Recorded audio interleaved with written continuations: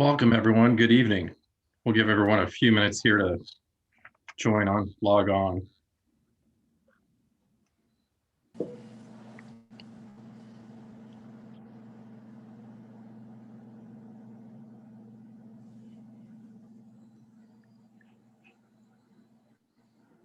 Welcome, everyone. We're just giving a couple of minutes here for everyone to log on.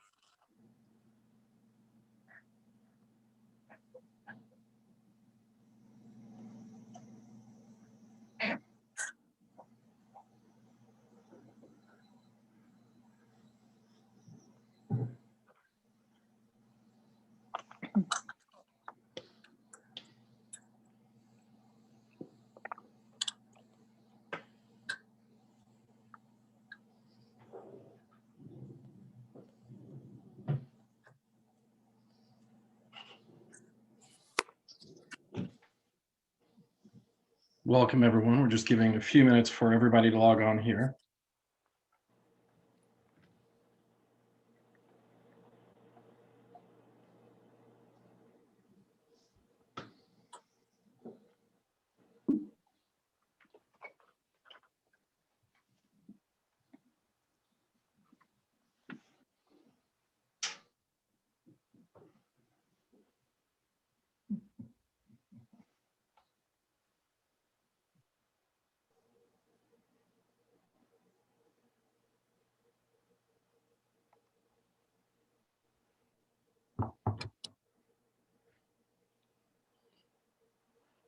Good evening. We're just giving everyone a couple of minutes to get logged in here, and then we'll get started.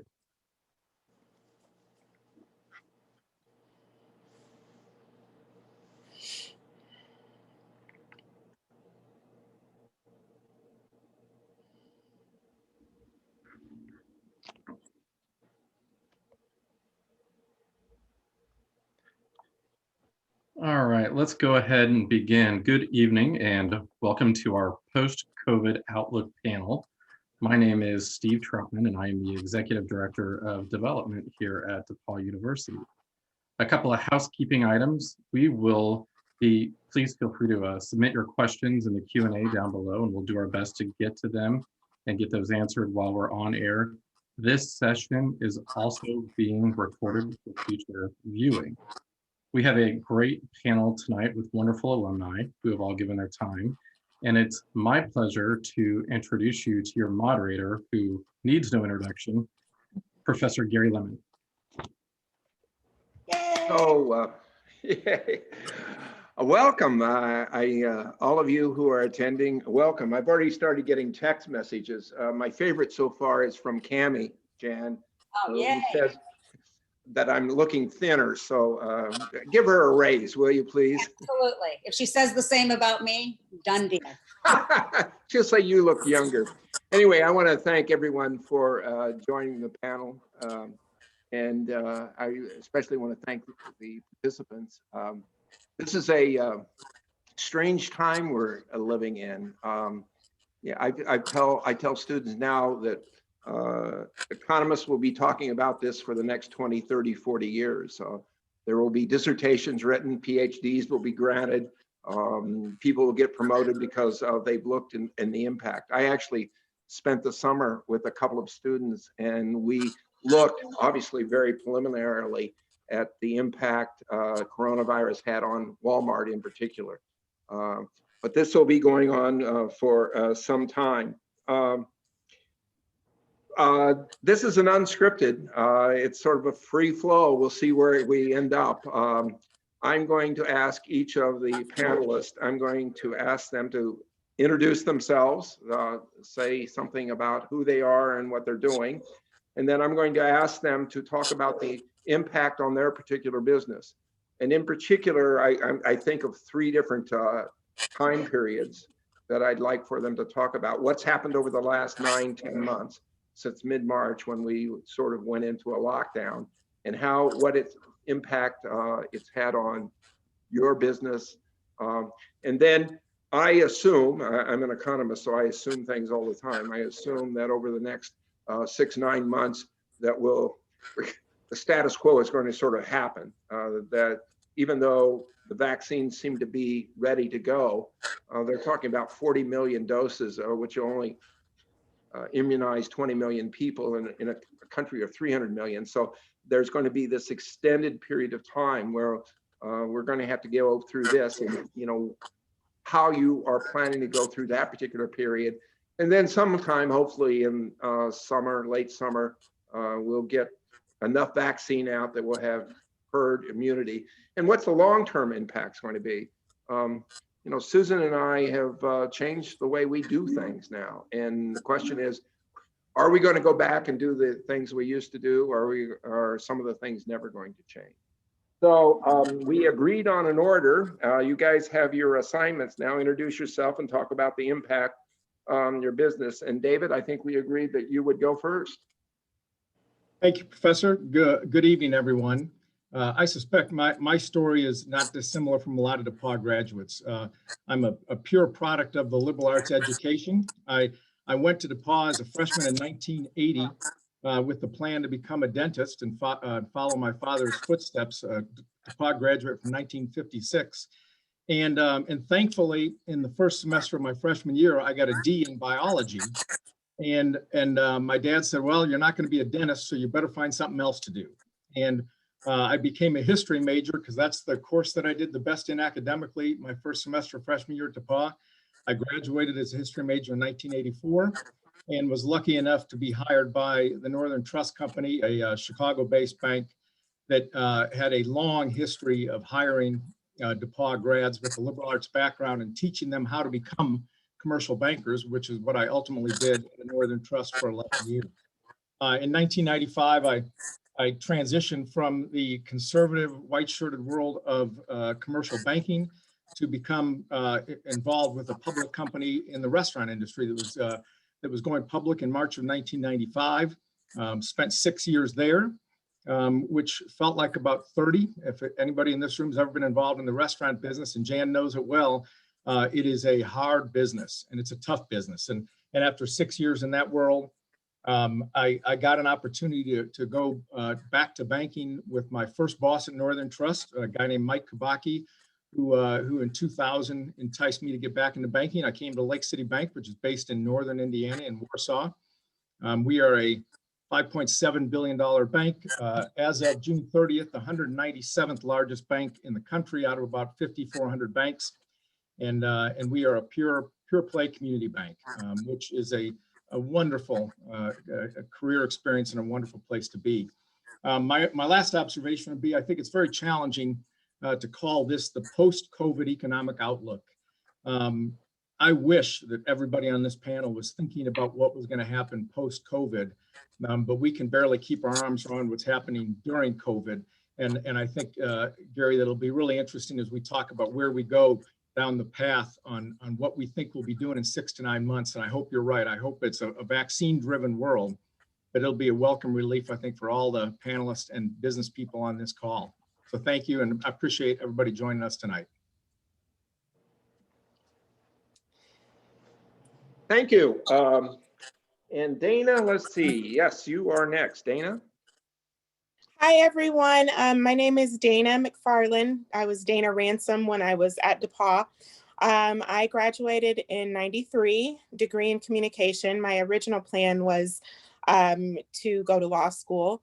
But the more I got into communication, I decided that I wanted to do something in TV and radio. That didn't pan out, and I ended up working in retail for a bit. After that, I worked for Charles Schwab for a while. I had always been interested in skincare and makeup. I was the girl in high school who did people's makeup for prom and that kind of thing. And I had always had really bad acne from about the time I was 13 till about the time I was 30. Had struggled with it and seen dermatologists on and off. And that sparked my interest in skincare. And so I ended up going to cosmetology school for aesthetics, which is professional skincare. I finished aesthetics school in '97. I started off at a very popular day spa here in Indianapolis. From there, I went to a full service beauty salon. From there, I moved to Texas for a while. Or actually, no, I worked at another day spa, Felipe's. It was pretty popular back in the day. And from there, I moved to Texas. Was in Texas for a while and worked for a woman who actually had her own skincare line for professional estheticians. So I worked for her and did sales for her, and then also did education, teaching ethnic skincare and skin peeling techniques. Moved back to Indy, and ended up working in a dermatology practice for about 10 years and finally decided to go out on my own. And I've been working for myself for about the last 16 years or so. Over the course of the last 5 years, I have transitioned from being kind of a jack of all trades as it relates to skincare to specifically specializing in acne. And that has been a great decision. And it actually has kind of been a lifesaver during this whole COVID situation. In May, March was the total shutdown where we were all closed. And it was pretty devastating for the beauty industry. A lot of colleagues, especially those on the East Coast where they weren't allowed to go back to work as quickly as we were. A lot of those people that I know have gone completely under and out of business. I think once we get the vaccine widely distributed, that will be extremely helpful because the beauty industry is hands-on. We can't work from home. So I can't give you a facial unless I touch you. You can't get your highlights done unless your hairstylist touches you. You can't get your nails done unless your nail tech touches you. So we're a hands-on industry. So having a vaccine will be extremely helpful for us. But I know that a lot of the things that I have put in place just to protect myself and to protect my clients, I will actually probably keep in place even once the vaccine is widely distributed, just because you kind of realize some of the things that we were doing before. It was like, that probably wasn't very smart. Even with before COVID, it's like, people come in and don't know they have the flu. And if you're not wearing a mask, then you probably are going to catch it. So I probably will keep a lot of the safety precautions that I've put in place still operate that way, even once we get a vaccine. So that's about me. And thanks you guys for joining and listening in. Thank you, Dana. Jan, it's your turn. Oh, great. Okay. I graduated from DPU in 1981. Had a wonderful 4 years there. Immediately went to work for Wall Street Purina Company. It was headquartered out of St. Louis, and went to a very traditional classical training program for commodities. I'm pretty sure now, in hindsight, I was hired because I wore a skirt. I don't think there were any female commodity buyers. And it was a great training program, so I'm very appreciative of that. Was transferred to Fort Worth, Texas, and it was great training. I also got to live with a couple of my DePauw friends in Fort Worth, so that was great. After that, I was transferred to San Diego with a subsidiary company of Ralston Purina, but went from this very commodity trading world into food commodity, food purchasing world, working for a restaurant brand in California that was a national brand food maker. Left them, went up to Los Angeles and went to work for a privately held kind of a food incubator. They were the founders of Hot Pockets and Lean Pockets, and I got into manufacturing with them, built them a plant, and did their commodity purchasing, etc. After leaving there, I went up to San Francisco and worked for the Indo-Pacific Group, which was headquartered out of Singapore, and ran their restaurant operations in the US. And didn't stay there very long, about 3 years, and went down to Miami, Florida, which was great. I had a job offer in Miami, and my family was in Miami, so that worked out great. And I went to work with a startup for a cooperative purchasing company that would do all of the purchasing for Burger King, and was there a couple of years, and then left to start another cooperative for the restaurant brand Subway. And it's a multinational company now. And it's kind of a soup to nuts supply chain management company. It has some tech behind it and a couple of things that are out of the realm of traditional supply chain, but we are the supply chain for Subway. We've been very, very heavily impacted by COVID. Thanks, Jen. JR, you're next. Hey folks, J.R. Foster. I'm in Cincinnati. I graduated from DePauw in 2002. Much like David, I took full advantage of my liberal arts career and education at DePauw. I was actually a studio art major, and my dream and hopes of being a National Geographic photographer, I realized quickly that wasn't going to make me a bunch of money. And so I decided to switch gears, and immediately after graduating from DePauw, went right into my career that I'm in today, which is commercial real estate and investment banking. Worked for a small firm out of Dallas, Texas by the name of the Staubach Company, which later became Jones Lang LaSalle. So I worked at Jones Lang for a number of years, represented Sara Lee Foods, Home Depot, and Lowe's on most of their expansion plans, and got the bug to want to get into investment banking, and was picked up by Lehman Brothers. Spent a number of years at Lehman, JP Morgan, and Goldman. Went back to Lehman Brothers, and right as things were getting good, the market crashed. And I was at Lehman at the time, and found myself without a job, kind of figuring out what the next step was going to be. And decided to put a lot of the things that I had learned in the past, great corporate training from Lehman and JP Morgan and Goldman, started my own firm in 2010. And so combined my knowledge of investment banking with a business partner of mine here in Cincinnati, and we formed a firm which is one of the only minority-owned investment banking firms across the country, called Robert Lewis Group, Robert Lewis Capital.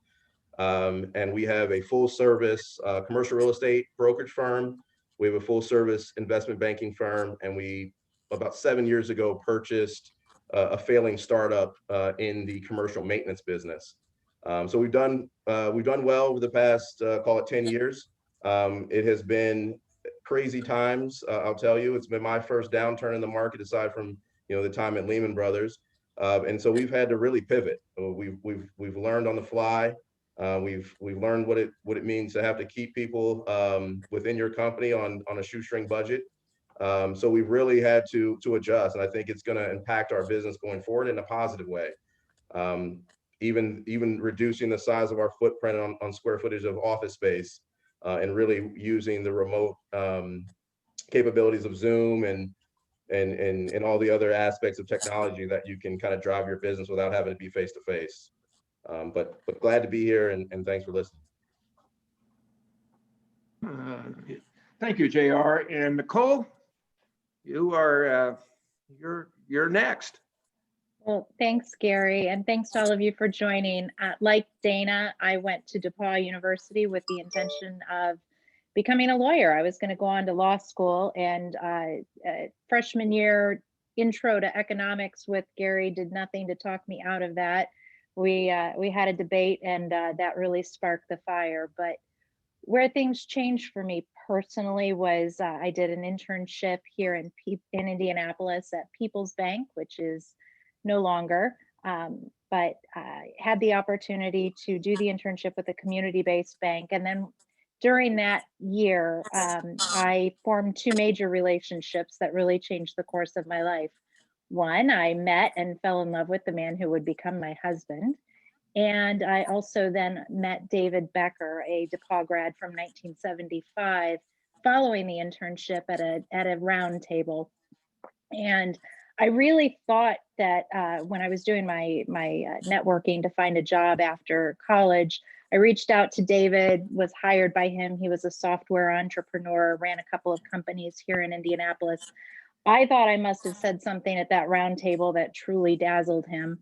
And it wasn't until my 20-year anniversary with First Internet Bank that I learned I had mentioned in that course of the conversation that I had done an internship with People's Bank.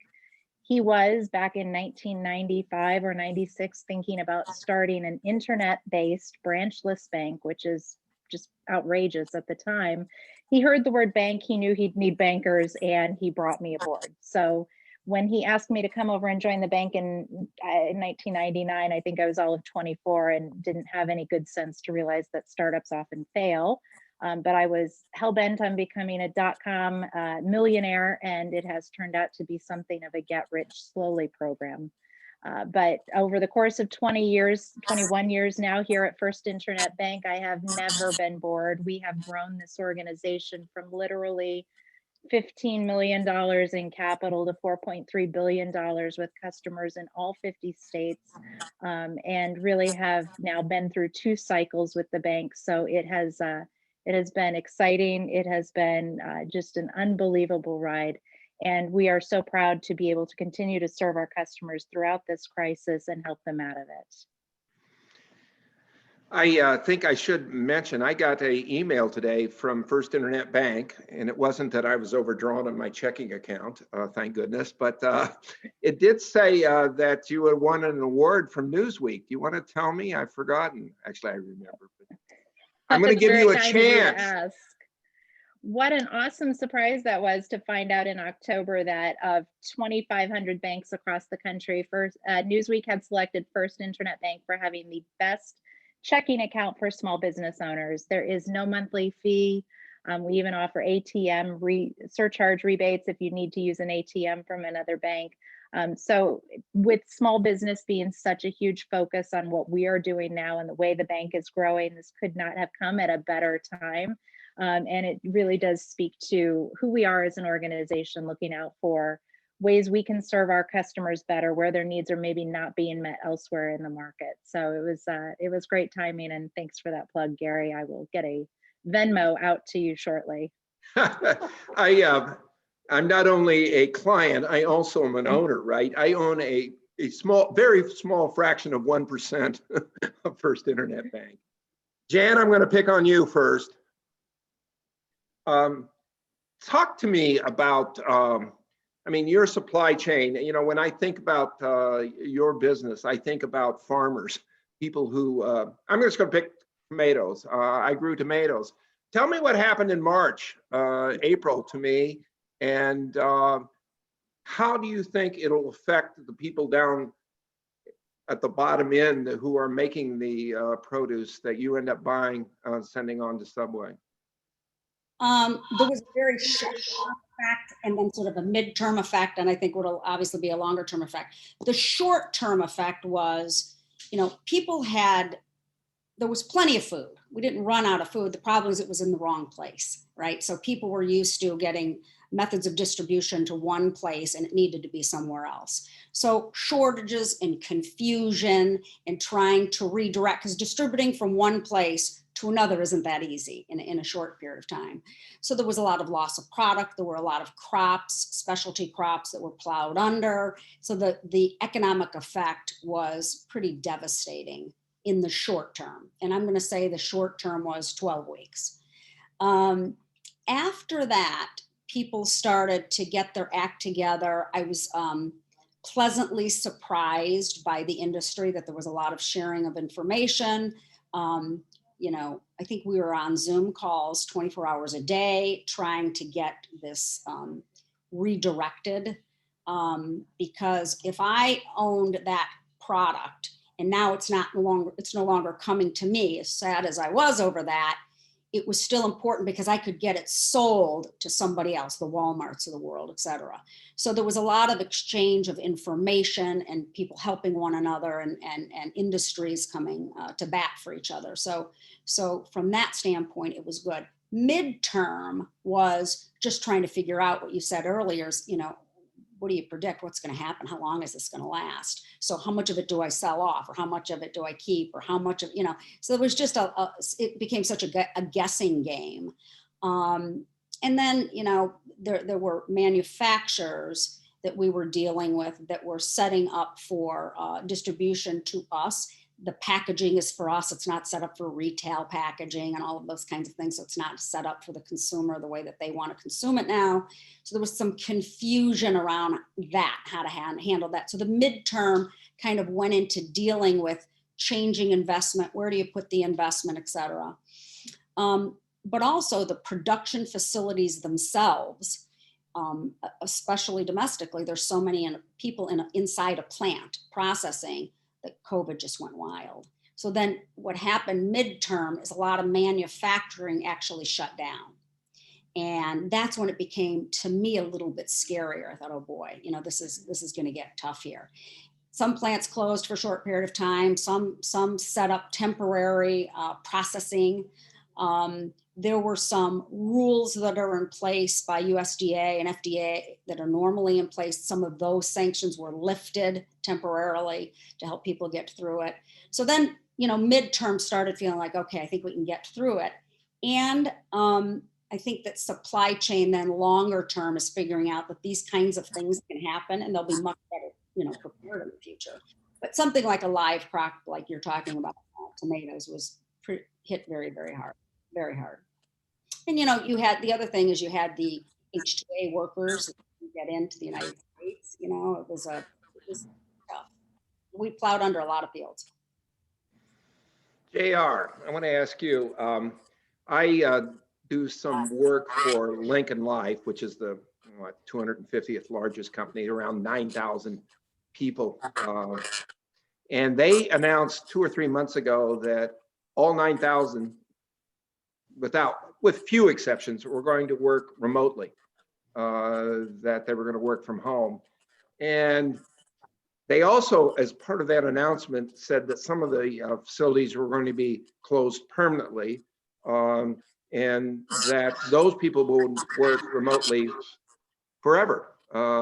And I'm just wondering, what do you see? Cincinnati, what's going on in Cincinnati? Is the downtown, what's happening in the commercial real estate? Are people moving away? Do you view this as something permanent where people are going to be working a lot more remotely than they have in the past? So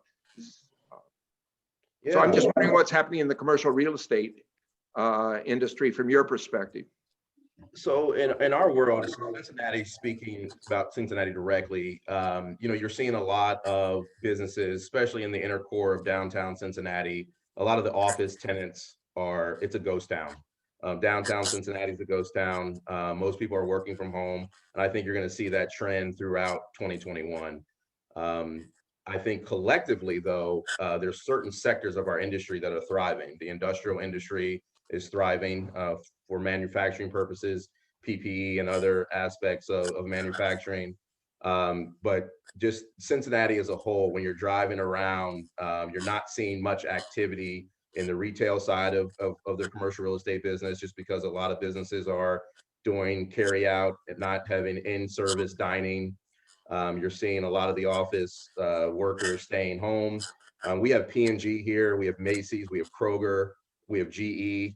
A lot of those Fortune 100, Fortune 500 companies are allowing and having to allow their employees to stay home. And so you're seeing less traffic on the highways, less traffic in the suburban market and even the downtown markets. Same goes with the retail sector, but again, the industrial sector for us is really thriving. You're actually seeing more development. There was just an announcement of a $175 million kind of spec development for industrial facilities, both sides of the river. We're so close to northern Kentucky that you're seeing Kentucky growth as well as Cincinnati growth. And those facilities are suspected to be leased out in the next 6 months once they're out of the ground. What's happening to prices? Are they going up, going down? Yeah, we do a lot of office transactions on the commercial real estate side, and so what you're seeing is a lot of tenants renegotiating leases because they're either taking less space or they're renegotiating because landlords have to keep them in the certain occupancy. So the landlords are cutting price per square foot.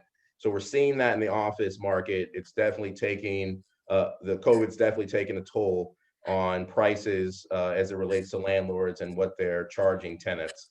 As far as the industrial market, the prices are staying the same, if not increasing. We're seeing a lot of new Class A industrial facilities being built.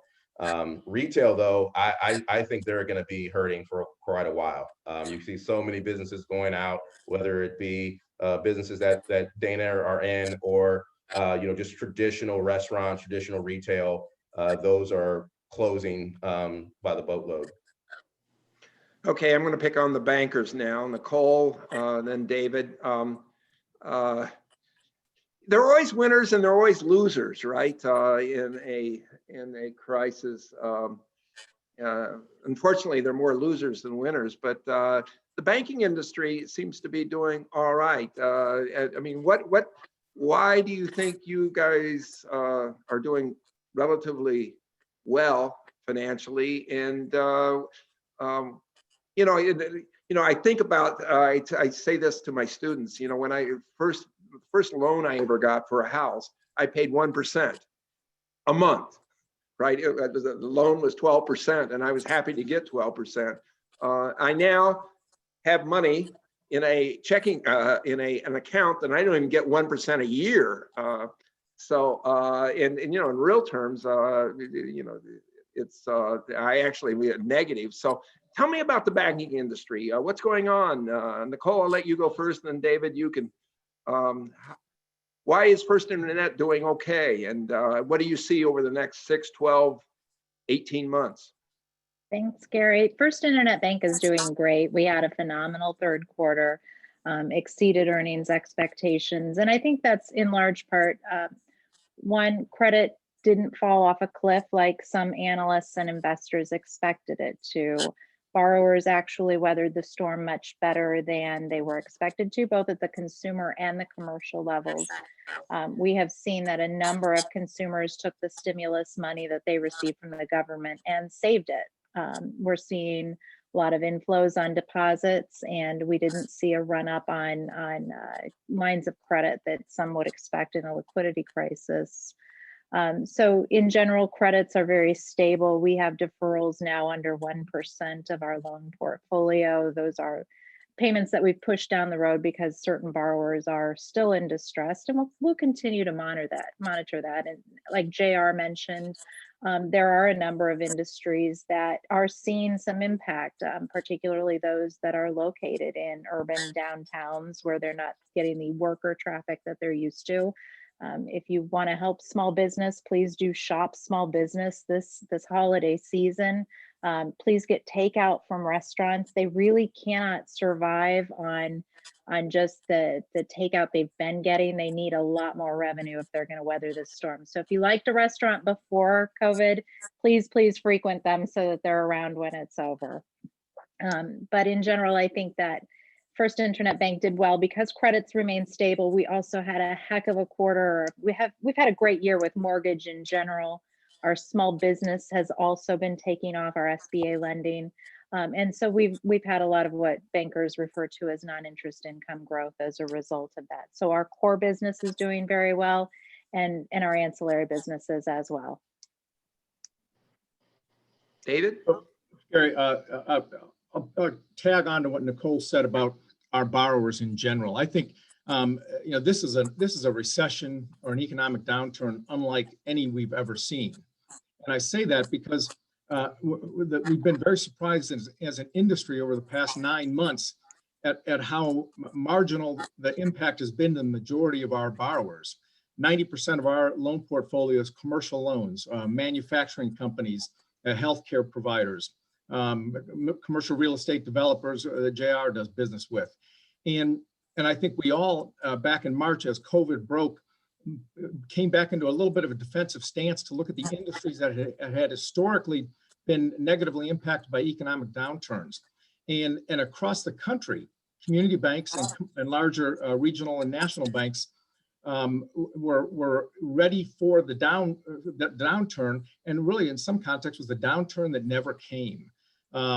Our manufacturing base in central and northern Indiana has weathered this storm very well. When a recession comes to northern Indiana and you're a lender in Elkhart, Indiana, the first thing you do is pull out your recreational vehicle exposure list and say, what's going to happen to these? These companies lead into recessions and they follow out. And the RV industry could not be more healthy today than it is. The COVID-19 crisis has brought RVs to the forefront. People are buying them, people are selling them. Inventories are way down. So the dynamics of this recession have had a very different impact than what we normally see.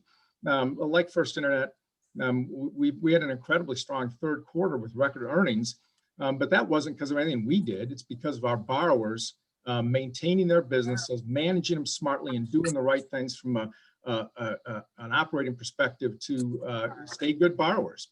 And as Nicole said, for First Internet and for the industry in general, we've just seen really stronger loan quality than what we anticipated we would have at this point.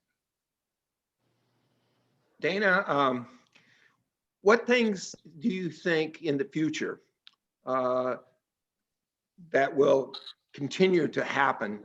What have you learned from this recession? And so when you continue your business, what kinds of things will you continue to do that you learned from this particular incident? Well, like I said, over the course of the last 5 years, I have transitioned to being more of an acne specialist as opposed to doing lots of different services. Now I still do other types of treatments, but I would say that probably about 75% of my business is clients with acne. And that's worked very well for me with COVID, because what typically happens when money gets tight for people is things that they consider luxuries. Those are the first things to go out the door, which most people would consider a facial a luxury type of service. But when you're treating people who have acne and you've helped them get their skin cleared up and they're coming monthly to keep their skin cleared up, they want to continue to come. So even when we were closed, I can't tell you how many text messages I got from people that were like, oh my gosh, when are you opening back up? My skin is a mess. So that's one thing, is continuing to specialize. And I just recently got certified to call myself an acne specialist. So I think continuing to go down that path is definitely one thing that I can do to recession-proof my business. The other thing that I started doing was virtual consultations, and that helped out a lot. And I did a lot of social media marketing while we were off for COVID, posting a lot of before and after pictures, posting a lot of just informational type of things about different things that make acne worse.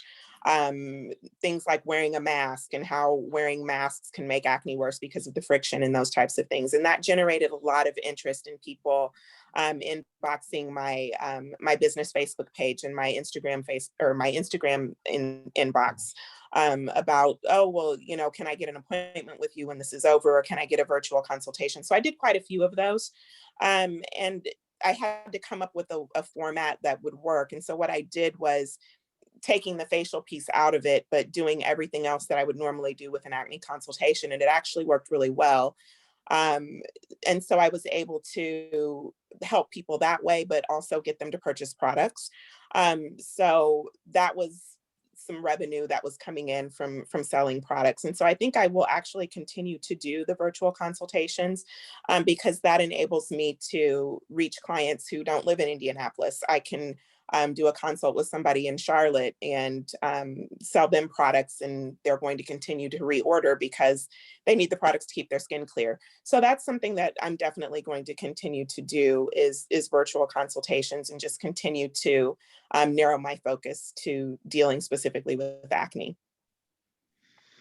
Okay, If thank I you. may, Gary, I'd just like to point out that as a small business owner, Dana, you are Chief Marketing Officer, Chief Financial Officer, and you've done some really remarkable things that I think will be important to business long-term survival through this crisis, which is you identified where your revenue streams were coming from and where you could boost them. You found alternate ways of communicating with your customers.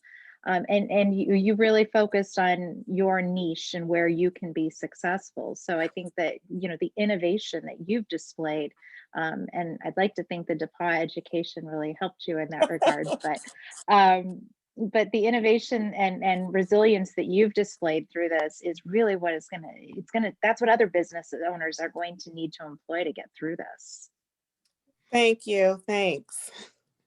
We're starting to get questions, and so I apologize because we're not going to be able to get to all of them. So let me, and anybody who wants to answer this, just start answering. And there are a couple that I will try to put together. Essentially, they're saying pandemics have been generally followed by social change. What social change do you see? Or in particular, will face-to-face or in-person selling become things of the past? So, you know, what those of you who have a vision, what's it going to look like in November 2021, a year from now? I think, Gary, you know, as we talk to our customers and understand what they're doing from a positioning and strategic and long-term perspective, I started with the comment that we really aren't in a position to think post-COVID, because everybody is still managing for the moment. And you take Dana's example of what she's done, and Nicole pointed out very nicely. She pivoted, she managed, she proactively took actions that helped run the business. You know, in our, again, central Indiana, northern Indiana, we're not seeing a significant shift in the strategies of business. The majority of our customers have moved through this quite well. I think one thing that you do hear consistently, particularly in the manufacturing sector, is supply chain logistics. We had a lot of manufacturers in the March, April, May timeframe that just simply couldn't get the raw materials or the raw inventory to make their product. That put a lot of companies early on in the crisis behind the 8 ball. And I think this could lead, and if the manufacturers that we do business with have their way, it could lead to a reemergence of manufacturing in the Midwest, which is our part of the world, that could be very productive.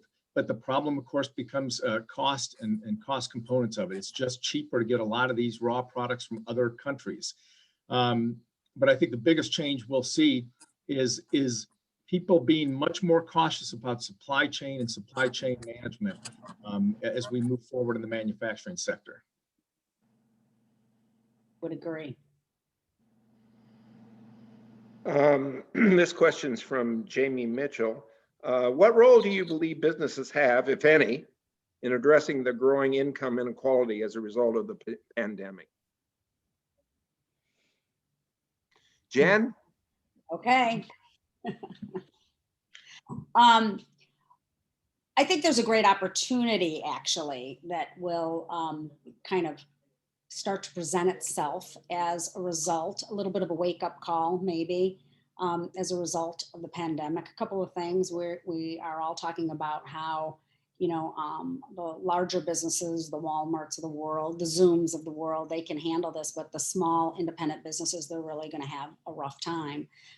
I think you're going to see a little bit of a shift in consumer behavior. We did a research project and found out that the most important things to people today in going to a restaurant is cleanliness and safety. Number one, not the taste of the food, not the quality of the food, you know. So, you know, this has really shifted people's behavior and where they're going to frequent. So I think there's an opportunity for business to help, large businesses to help smaller businesses on a more local level, because I think local is going to really matter to people. It would be easier to execute some of these things on a local level than on a national level or a global level. So I think there's actually an opportunity for people coming out of this. I think it's probably a good thing. Anybody else want to address that issue? Let's see, I've got a question here about the large government deficits. Do you think the fact that the U.S. government is running a huge deficits have an impact on any of you or your businesses? What's the long-term implications? I think we should ask the chief economist in this group to answer that. Yeah, I agree. Actually, Tim McFarlin said, what are your thoughts, Gary Lemon? I have thoughts. Probably they won't, you know, I promise not to get to spend more than 2 minutes on this. You know, in my lifetime, I think there have been 2 years we've actually ran surpluses, and we've done all right. I tell my students, give me the ability to print money in my basement. I'll run deficits all the time, as long as people will accept the money. So I don't see this as a huge problem. And you know, the big problem now is to get people back to work, right? The unemployment rate's really high, and so actually we were talking about this before we started this. Somebody said on the news they saw these lines of people, you know, getting food, and I think we really need to worry about this. And now I'm starting to, you know, the inequality question. I actually am teaching senior seminar this semester, and I've got 10 papers I need to read about what students said about that particular issue. So from my perspective, it's a non-issue, and interest rates are so low now, the government should be borrowing money. So But Gary, you're right. People are hurting right now. We had a team of bankers downtown working at a food bank today, and in 2 hours we had 1,900 cars come through the line to get a bag of food. So stimulus money has run out, and not everybody's back to work. Yeah, well, you know, and you know, I'm one of the fortunate ones, right? And you know, my family, you know, this coronavirus, the way it's impacted me is I've had 2 of my dear colleague friends die. Ralph Gray, I assume some of you know who Ralph was, an economist, and Nick Morosis, the football coach. Both of them died of coronavirus. So, you know, but, you know, that's sort of an indirect impact it's had on me. But, you know, I don't have to worry about if a doctor prescribes me drugs, how I'm going to afford that, or do I have, you know, how I feed my children. So, hey, Gary, I want to go back to this issue of the deficit and government spending. And I think most of the participants on this call would agree. In my career, I've never seen more intelligent intervention on behalf of the government through the PPP program, Paycheck Protection Program, that was implemented through the commercial banks throughout the country, that impacted probably many of us on this call with our companies of 500 employees or less. It was a quickly put together, very smart program. It made a difference to our customers. It made a difference to our communities, and it was very impactful.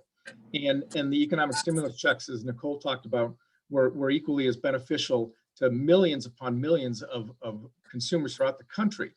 And that, if that's the use of the balance sheet of the federal government, it's an extension of the balance sheet, but it clearly has had positive economic impact in every part of the country. And so I think it ain't a good thing necessarily to put all this debt on the federal balance sheet, but it certainly has been intelligently used in those 2 programs. where do you see interest rates going? Short term, long term, Nicole, David, or anyone else?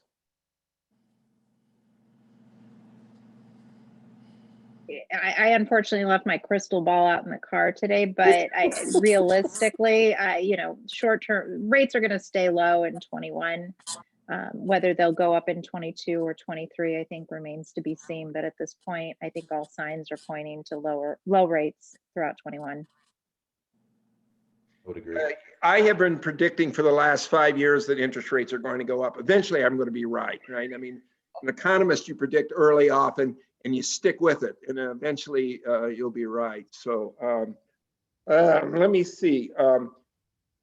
I've got a question here. Virus, our company see more positive cases.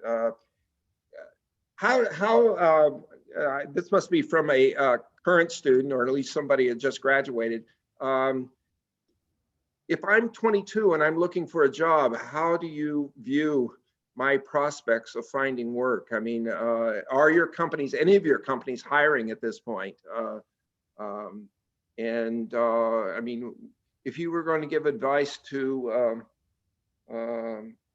people who are younger than 25, what would you tell them to do to try to find a career path? JR, I'm looking at you. That's a great question. I think it would be very difficult right now to be coming out of school. You know, I personally think just knowing, you know, taking the entrepreneurial path, I would try to really create your own company that can actually insert itself into what's going on in the economy right now.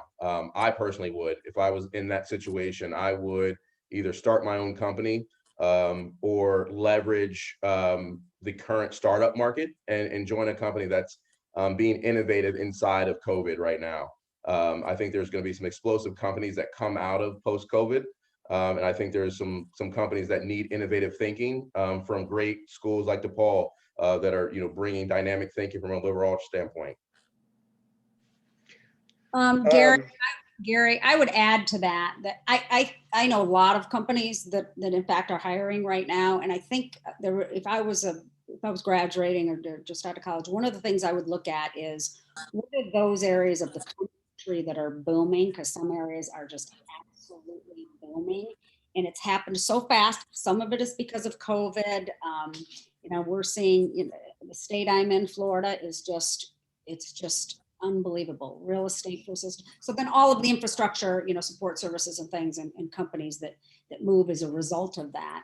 You know, I've got friends moving to Tennessee from California. And so I think it's kind of paying very close attention to those trends and be willing to move and look at those areas. I think that there's some great opportunities out there. I've got a question here. I'm surprised the panel has not addressed the disparity impact on women in the workplace that the pandemic has had. How can this be addressed? You know, I was listening to NPR, Nerdy Pathetic Radio, that's what my sons called it. And they were talking about, you know, especially single women and trying to juggle a career and, you know, school's not open. So what do you say to that? Jan? Well, I'll take a dangerous flyer on that. You know, I think this issue of COVID-19's impact on families is affecting everybody in the household. And you know, I think as employers, we need to be gender blind in a lot of respects. If you look at the leadership team at Lake City Bank, we've got 9 people on the leadership team, 5 are men and 4 are women. I don't think about it in that context. And I don't think as employers, we should think of it in that context. We should think of everybody as being the same.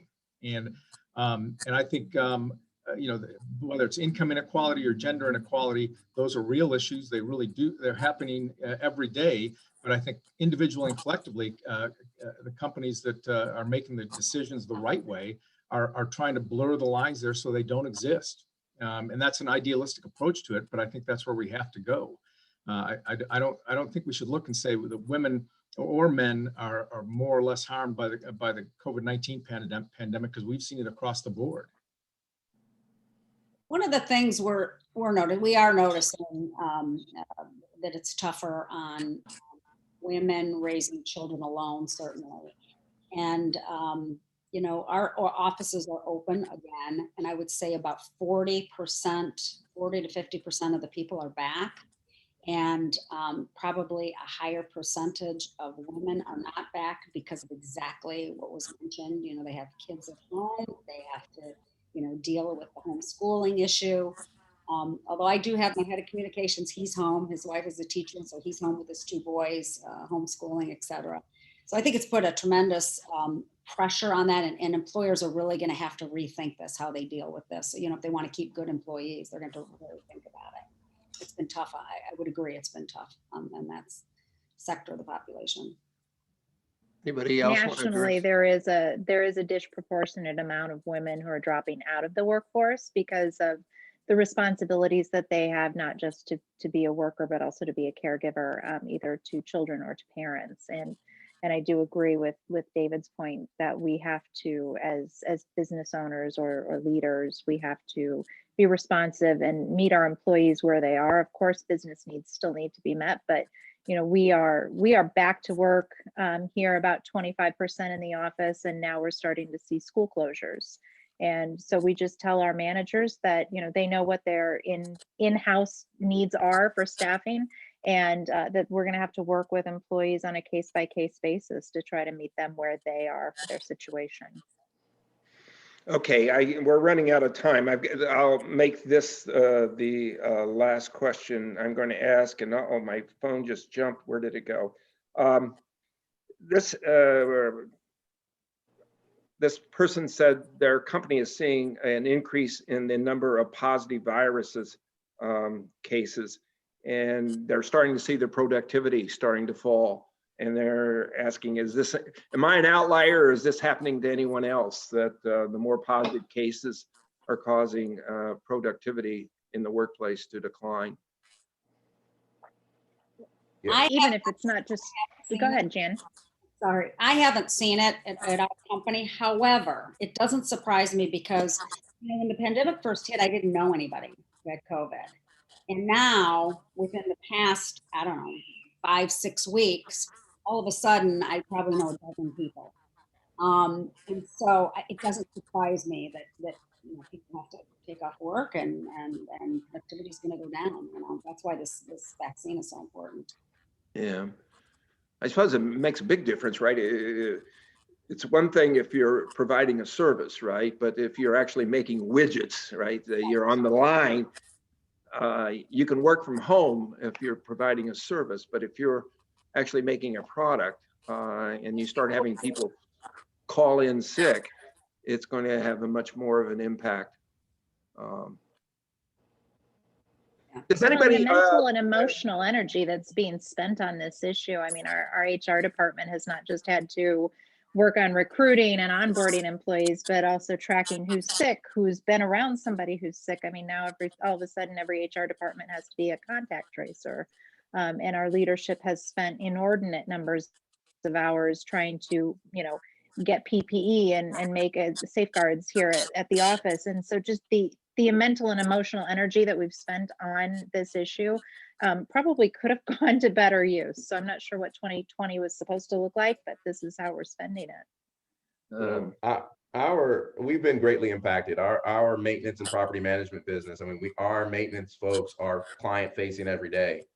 And we've lost batches of people due to COVID, and it's hard to kind of backfill folks that are, you know, real specialized technicians. You know, we've got folks that are specialized technicians in the restaurant industry that work on specific types of restaurant equipment, or we manage a couple of prisons across Ohio, and we have folks that are really highly specialized in certain boiler systems. And when those folks go down, it really highly impacts our business because we can't backfill them with folks that don't know the systems well.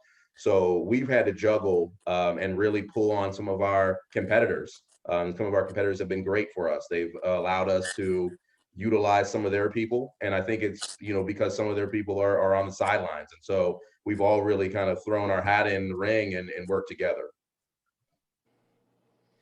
I am getting notices that our time is up, but if any of you have any final comments, Nicole, Jan, David, JR, Dana, anything you would like to say before we sign off?